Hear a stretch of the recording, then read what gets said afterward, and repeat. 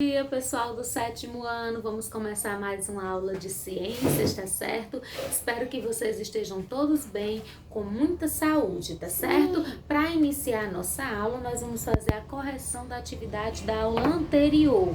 Eu gostaria de pedir que vocês pegassem o caderno de vocês e acompanhassem as respostas que eu vou dando, se estão igual à atividade de vocês. O que tiver errado, apaga e pega a resposta correta. Eu vou falar devagarzinho para vocês poderem ouvir, tá certo? Então, a primeira questão da nossa atividade da aula anterior, que foi no dia 17 de fevereiro, a primeira questão diz assim: que características são comuns a todos os seres vivos? Então, essas características comuns a todos os seres vivos são composição, metabolismo, ciclo de vida, reprodução, percepção, interação com o ambiente e presença de células, tá bom? Tem lá no iniciozinho da página 14. Segunda questão, o que é metabolismo? Com que este processo está relacionado? Então, metabolismo é um conjunto de transformações químicas. Está relacionado com a produção de energia e produção de novos componentes do corpo. Terceira, todos os seres vivos são formados por células. Marca a letra B. Essa daí era só para marcar, tá certo? Quarta, responda. Letra A, quais os componentes encontrados em todos os seres vivos? Vai ser a água, açúcares, proteínas e ácidos nucleicos. Letra B, cite as etapas do ciclo de vida. São as seguintes: nascimento, crescimento, reprodução e morte. Todas essas respostas estão na página 14, que eu postei a foto, viu? Quinta, todos os seres vivos são capazes de se reproduzir. A partir dessa informação, descreva como acontece, ou seja, diga como acontece. Letra A, reprodução assexuada. Na reprodução assexuada, o indivíduo se divide e forma dois novos indivíduos iguaizinhos a ele, idênticos, clones.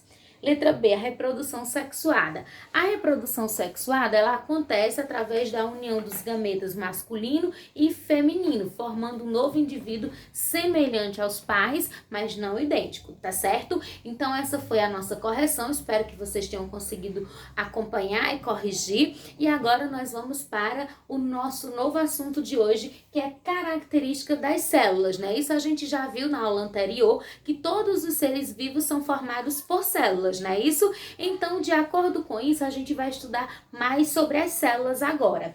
As células, elas são consideradas, além de ser a unidade básica da vida, porque todos os seres vivos são formados por elas, nós, desde os seres pequenos, microscópicos e simples, como as bactérias, até os seres enormes, como as grandes árvores e as baleias, tá certo? Então, a célula é considerada a unidade estrutural e funcional dos seres vivos. Estrutural porque ela estrutura, ela forma os seres vivos. E funcional porque ela é responsável pelo funcionalismo, pela funcionalidade do nosso corpo. Ou seja, é responsável para que o nosso corpo funcione bem, tá certo? Então, todos os seres vivos vão ser formados por células, com exceção dos vírus, que são seres acelulares, ou seja, não são formados por célula, e por isso que alguns cientistas não encaixam eles como seres vivos, tá ok? Então, de acordo com as células, os indivíduos podem ser classificados em unicelulares e pluricelulares. É bem simples. Unicelulares são aqueles que são formados por uma só célula, como exemplo, as bactérias. E pluricelulares são aqueles que são formados por várias células, como exemplo, nós, seres humanos, que somos formados por 65 trilhões de células, tá certo? As partes da célula. A célula tem 3 partes fundamentais. Essas partes são membrana plasmática, citoplasma e núcleo. Fazendo um desenho bem simples, ficaria mais ou menos assim, ó, pessoal. Aqui seria a membrana plasmática, essa de fora. Esse meio aqui seria o citoplasma e esse aqui seria o núcleo. A membrana plasmática é uma membrana que envolve a célula e ela é responsável para permitir a entrada e saída de substâncias na célula e também para proteger a célula.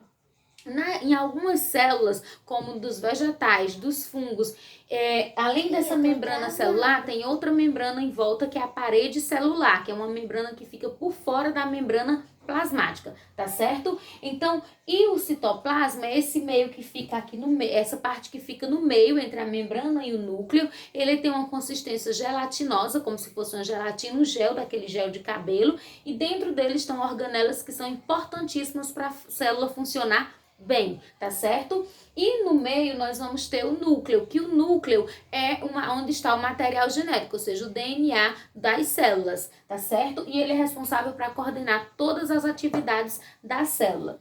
Os indivíduos podem ainda ser classificados em seres, as células podem ser procariontes e eucariontes. O que são células procariontes? São células bem simples, mais antigas que existem, e nesse tipo de célula não existe a carioteca ou membrana nuclear, que é uma membrana que envolve o núcleo, que forma o núcleo. Então, nos seres procariontes, é como se esse núcleo aqui não existisse, ó. Aí o material genético fica solto aqui no citoplasma, tá certo? Exemplo de seres procariontes, nós temos as bactérias e alguns protozoários, como a ameba, por exemplo. As células eucariontes são aquelas que têm essa membrana, tem a carioteca, essa membrana nuclear que envolve o núcleo. Nelas, nas células eucariontes, o núcleo vai ficar aqui, ó, protegido por uma membranazinha, e aí esse núcleo vai existir, então vai ter a presença do núcleo. Os seres eucariontes, como exemplo, nós vamos ter os fungos, os vegetais e nós animais, somos seres eucariontes. Existem algumas estruturas como mitocôndrias e complexo golgiense que estão presentes apenas nas células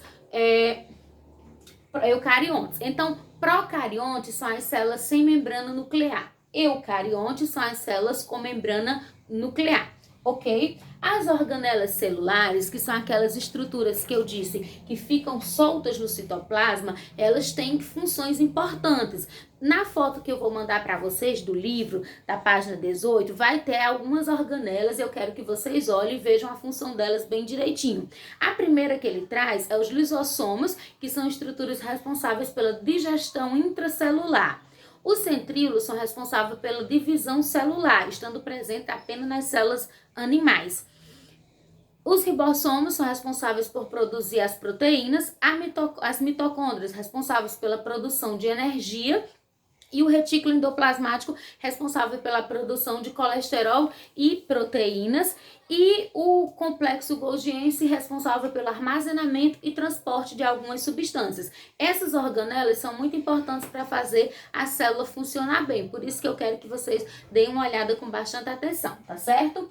Célula animal versus célula vegetal. Existem algumas estruturas que estão presentes apenas na célula animal e não na célula vegetal, assim como tem aquelas que estão na vegetal e não estão na animal. Na célula animal, eu vou ter os centríolos que participam da divisão celular, que não estão na célula vegetal.